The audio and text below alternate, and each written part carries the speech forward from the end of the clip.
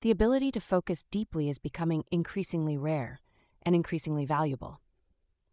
In deep work, Cal Newport argues that the capacity for intense, distraction-free concentration is the key skill of the modern knowledge economy. Deep work is defined as professional activity performed in a state of full focus that pushes cognitive abilities to their limits and creates new value. Newport's core claim is clear. High-quality work is the result of high-quality focus. Deep work versus shallow work. Newport divides work into two categories. Deep work, cognitively demanding, creates real value, hard to replicate, drives career growth. Shallow work, emails, meetings, admin tasks, low cognitive demand, easy to replicate, often mistaken for productivity. Modern workplaces reward shallow work at the cost of real progress. Why deep work matters more than ever. Two forces make deep work essential. Rapid technological change requiring fast learning, automation eliminating low-skill cognitive labor. Those who can learn complex things quickly and produce at an elite level will thrive. Focus is a trainable skill. Focus is not about willpower, it's about structure. Newport emphasizes scheduling deep work explicitly, eliminating distractions by design, working on one task at a time. Deep focus must be engineered, not hoped for. 4 rules of deep work. Work deeply. Create rituals and routines. Embrace boredom. Resist constant stimulation. Quit social media. Use tools intentionally. Drain the shallows. Minimize low-value tasks. Learning to tolerate boredom strengthens the focus muscle. Busyness is not productivity. Newport challenges modern busyness culture. Being responsive is not the same as being valuable. Multitasking destroys cognitive performance.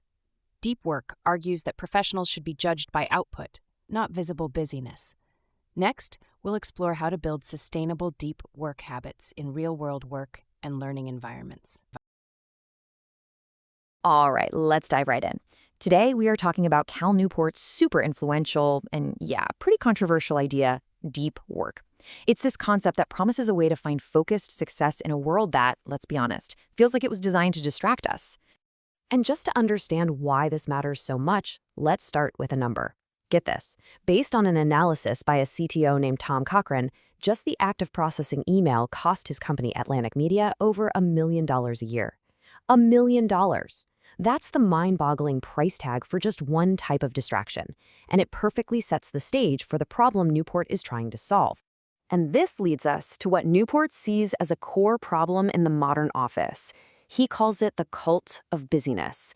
We've somehow created this culture where looking busy is actually more important than being productive.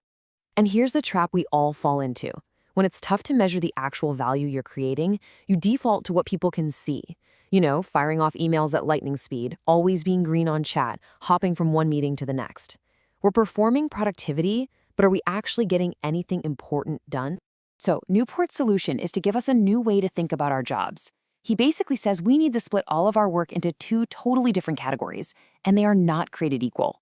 First, you've got deep work. Now, this is the good stuff. This is the mentally tough work that actually moves the needle. Writing that crucial piece of code, designing the marketing strategy, doing the hard thinking that your job actually requires. It's hard, it takes a ton of focus, and frankly, it's the stuff that makes you irreplaceable. And then, there's everything else. Shallow work. Think about the endless tide of emails, scheduling, expense reports, all the logistical stuff that just fills up the cracks in our day. Sure, it keeps the lights on, but it doesn't really use our unique talents. Anyone could do it. And the real danger here is letting this sea of shallowness completely drown out the deep, meaningful work. Now, here's the really wild part about constantly bouncing between tasks. There's a hidden cost. A business professor named Sophie Leroy calls it attention residue. Think of it like this. Your brain can't just switch from one thing to another instantly. A little piece of your attention gets left behind, still thinking about that last email or task. So you're never actually giving 100% to what's in front of you. Your focus is constantly fragmented. Okay, so this all sounds great in theory, but how do we actually fight back? How do we carve out space for deep work when the shallow stuff is screaming for our attention? Well, Newport doesn't just point out the problem, he gives us a whole toolkit of strategies, and some of them are pretty intense.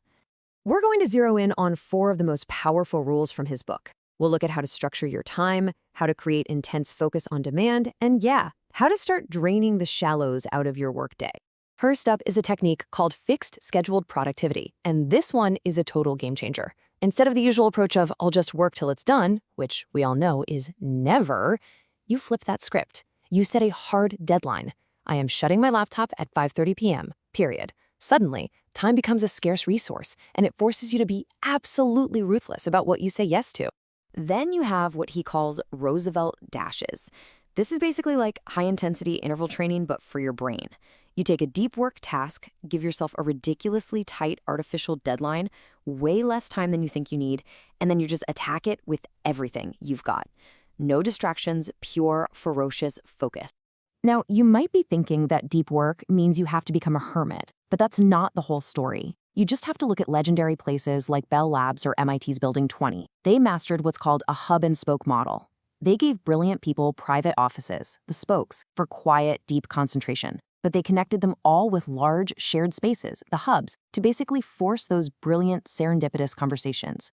It's proof that you can have deep focus and creative collaboration.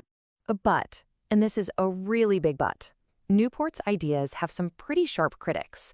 A lot of people argue that this whole philosophy kind of overlooks the harsh realities that most of us face in our jobs. Which brings us to the elephant in the room. Is this really a strategy that anyone can use to get ahead? Or is it actually a luxury that's only available to a small group of people who already have tons of freedom and control over their work?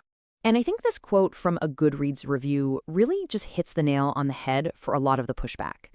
The feeling is that the strategies are good, but they're wrapped in a kind of privilege that doesn't really apply to the average person's 9 to 5. I mean, critics point out that most of us can't just ignore an email from our boss for 3 hours. And for a lot of small business owners or creators, that shallow work, like posting on social media, that's not shallow at all. That's how they make a living. So the big point from the critics is that context is everything. The ability to just switch off and go deep isn't just a choice. For a lot of people, it's a direct reflection of how much power they have in their career. So where does all this leave us? You've got this really powerful idea on one side, and some very fair, real-world critiques on the other. There's no perfect answer, but it all boils down to one final, really important question you need to ask yourself. Forget trying to completely change your life overnight. Maybe the real takeaway is just to ask yourself this one thing. What is that one project, that one skill, that one big idea that you know could be a game changer for you, but it's constantly being pushed aside by the never-ending tide of shallow, busy work? Just answering that question for yourself, well, that might be the first and most important step